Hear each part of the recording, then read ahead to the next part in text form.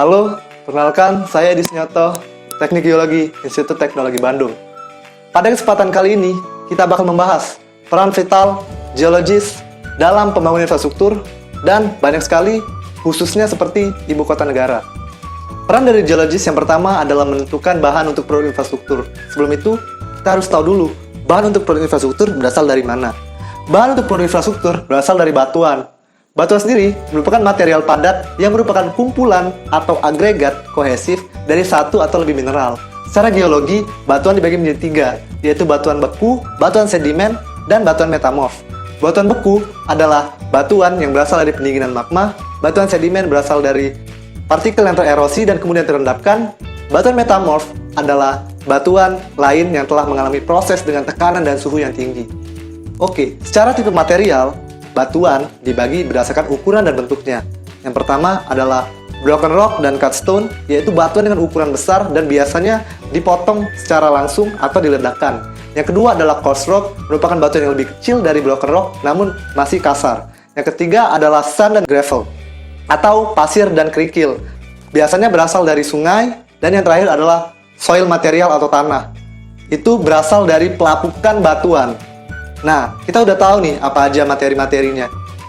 Setelah itu, kita harus tahu juga fungsinya bahan-bahan tersebut di bidang material dan konstruksi buat apa.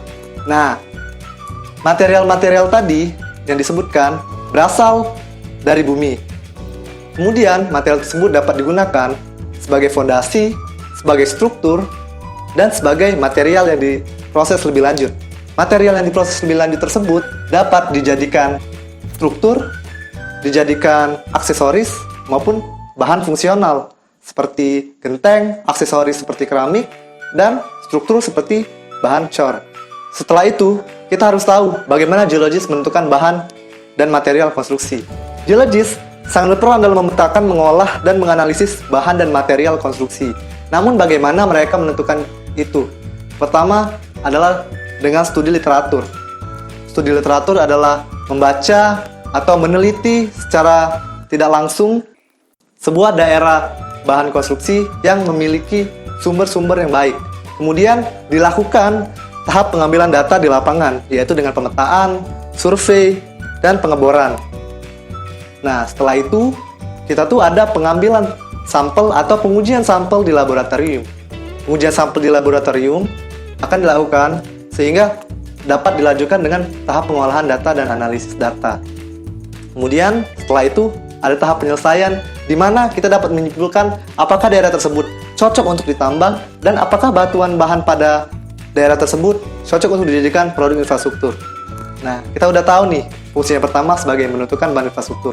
Kita sudah tahu bagaimana fungsi-fungsi geologis di sana. Yang kedua, fungsi yang besar dari geologis adalah menentukan aspek geologi pada situs konstruksi.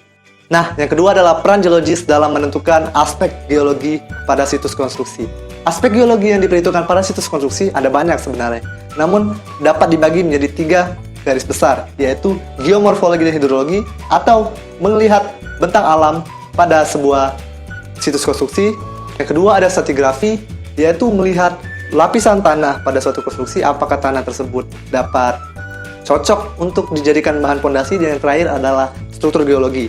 Struktur geologi juga dapat dijadikan sebagai cara untuk melihat apakah ada kebencanaan pada suatu konstruksi tersebut. Jika terdapat sebuah patahan, maka hal tersebut dapat menjadi bahaya pada sebuah konstruksi. Aspek geologi yang gagal diperhitungkan dapat menghambat dan meningkatkan biaya dari proses konstruksi. Oleh karena itu, aspek geologi sangat penting untuk diperhitungkan.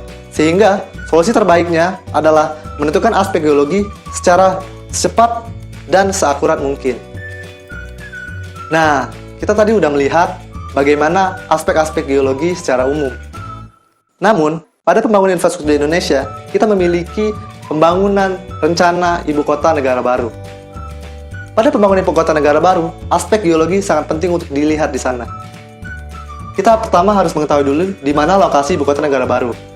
Lokasi ibu kota negara baru berasal di Kalimantan Timur, di Panajem Pasar Utara, dan dekat dengan kota Balikpapan.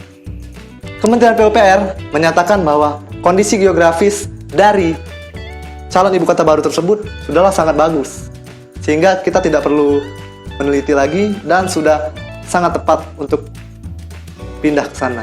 Namun, ada berbagai macam aspek geologi yang sebenarnya harus diperhitungkan sebelum kita memindahkan ibu kota ke sana. Balik lagi ke tadi, aspek geologi yang diperhitungkan adalah geomorfologi. Di ibu kota negara baru, geomorfologinya tersusun oleh bentuk lahan punggungan, lereng, dan lembah. Yang kedua ada stratigrafi. Daya dukung tanah atau batuan di ibu kota negara baru cukup tinggi bagi pembangunan infrastruktur seperti bangunan ringan atau jalan, sehingga tidak masalah untuk dibangun bangunan-bangunan di sana. Namun, yang jadi permasalahan, di ibu kota negara baru banyak sekali sesar-sesar di sana. Walaupun sesar tersebut tidak aktif, namun tetap saja bahaya untuk dilakukan produk konstruksi. Yang terakhir, karena lokasi ibu kota negara dekat dengan tambang batu bara, maka banyak sekali resiko untuk terjadi kebakaran hutan di sana. Sehingga kita harus memiliki sebuah inovasi dan solusi bagaimana kita dapat membuat lokasi di ibu kota negara baru dengan lebih aman, melihat aspek-aspek geologi yang sepertinya sangat bahaya di sana. Namun kita tidak harus khawatir karena ada faktor-faktor yang dapat digunakan untuk menentukan apakah ibu kota negara baru tersebut dan lokasi di tempatnya layak untuk ditinggali. Nah, bagaimana cara kita menentukannya? Ada 5 tahapan dalam menentukan EKN berdasarkan MCA. Yang pertama adalah menetapkan indikator utama sesuai dengan 4 kategori. 4 kategori ini apa saja? Yaitu buildability atau lokasi dari tempat tersebut. Yang kedua adalah resiko keamanan dan bencana alam. Seperti yang kita lihat tadi, apakah resiko keamanannya bahaya dari banjir, dari tsunami, atau gempa bumi.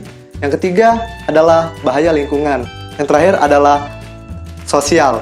Aspek sosial seperti kepemilikan lahan, daerah sensitif, dan pusat-pusat populasi. Setelah ada hal tersebut, kita menentukan dampak dari setiap indikator yang ada.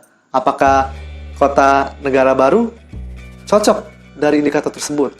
Setelah hal tersebut, kita menggunakan JIS atau aplikasi pemetaan untuk menganalisis data agar kita tahu lokasi mana yang cocok untuk dijadikan ibu kota negara dari wilayah penajem pasir tersebut. Nah, setelah melakukan hal tersebut, kita sudah bisa menentukan apakah lokasi di tempat ibu kota negara baru, lokasi mana yang cocok untuk dijadikan komplek pemukiman, lokasi mana yang cocok untuk dijadikan komplek pemerintahan, dan tempat-tempat yang baik. Yang terakhir adalah menyebarkan peranan cabang geologi kepada semua unsur kegiatan masyarakat, karena masyarakat yang tidak tahu akan sangat rentan sekali melihat aspek-aspek geologi untuk diremehkan. Sehingga geologi semestinya menjadi instrumen kunci di dalam proses transformasi masyarakat dan lingkungan yang menjadi lebih cerdas dan berkelanjutan. Sekian dari saya, terima kasih.